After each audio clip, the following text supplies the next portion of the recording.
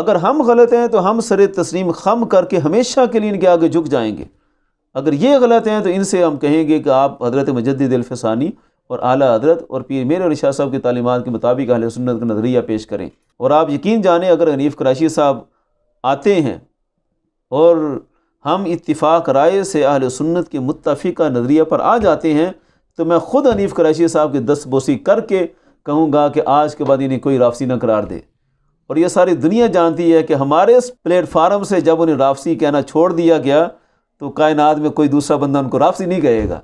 ये अल्लाह का फजल है। आप बहुत बड़ी आपने मैं इंशाल्लाह खुले दिल से कहता हूँ कि वो तशरीफ़ लाएँ, अपने आप को क्लियर कर दें कि हमारा महमूद शाह हज़ारवी के नज़रिए से कोई ताल्लुक़ नहीं।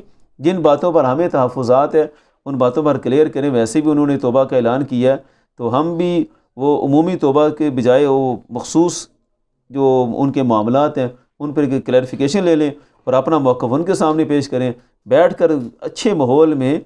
और मैंने तो कहा है कि हम इंशाल्लाह अच्छी ज़ियाफ़त का भी एहतमाम करेंगे, उस माहौल में अच्छी तरह गुफ्तगू हो जाए। फिर उसके बाद हम जब इनका हाथ थामेंगे, और ये आप जानते हैं कि हमारे बाद इंशाल्लाह कोई इनको राफ़सी नहीं कहेगा, ये तो बड़ा अच्छा मौका है उनको अपने आप को क्लियर करने आकर। और उनका रिकॉर्ड बहुत ख़राब जा रहा है अहले सुन्नत में, मुख्तलिफ़ जलसों में। अभी तकरीबन 2 साल पहले उर्स पे वो तशरीफ़ लाए हैं जब, तो अवाम का इतना रिएक्शन था। तो यानी कि ये सब चीज़ों से उनको क्लियर होने का ये मौका आप दे रहे हैं, बड़ा मौका दे रहे हैं कि वो अवाम में जो नफ़रत है उससे निकल जाएंगे।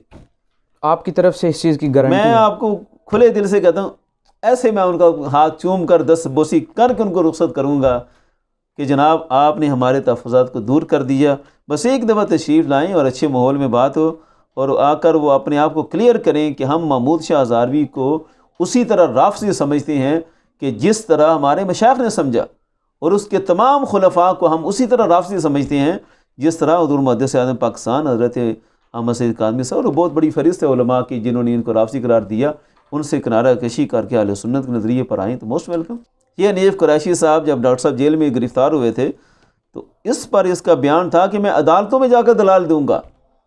अब जो बंदा अदालतों में दलाल देने की बात करता था, आज वो हमारे मरकज़ में आकर दलाल देने से क्यों डरता है?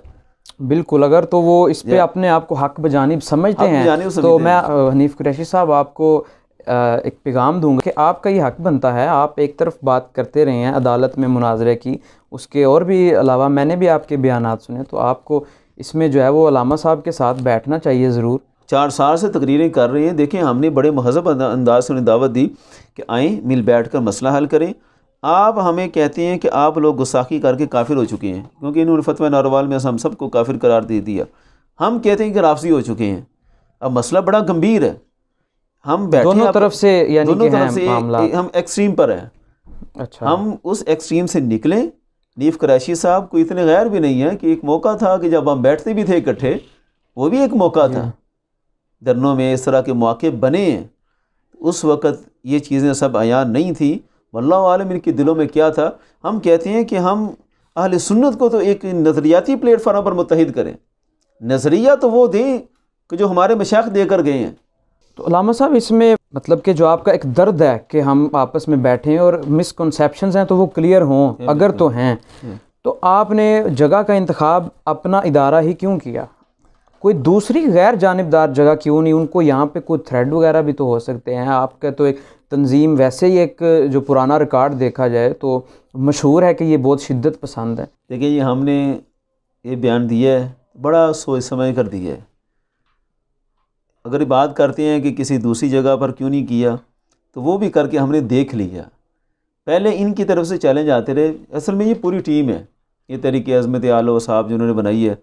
आप यकीन जाने इनका जो मुफ्ती जो इन सब से तैयारी करके फतवा पढ़ने वाला था जमील सिद्दीकी, उसने मस्जिद में चैलेंज किया। मैं अलीपुर चट्ठा गया, हालांकि हम कोई बहुत बड़ा जलसा नहीं लेकर गए। वो अल्लाह का बंदा मस्जिद छोड़कर भाग गया।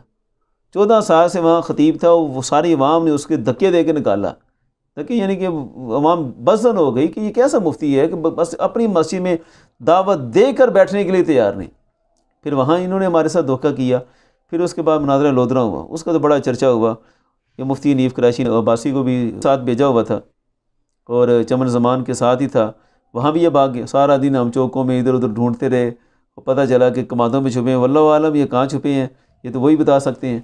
फिर इसके बाद इस्लामाबाद में मुफ्ती शाहिद इमरान साहब को दावत दी गई मुनाजरे की जामिया इस्लामाबाद वालों की तरफ से, क्योंकि एक ही चेन है। अब उन्होंने बुलाया और बुलाकर मदरसे के बाहर पुलिस बुलाकर गिरफ़्तारी करवा दी, वरना शायद इमरान साहब जेल में चले गए और आगे से बात नहीं होने दी। यानी हमें ये बारहा तजर्बा हो चुका और दरमियान इनकी बुलाई हुई जगह पे आप जाते रहे, बुलाई हुई जगह पर हम जाते रहे, ऑन दी रिकॉर्ड है सब कुछ, लेकिन ये आगे से नहीं मिलते थे।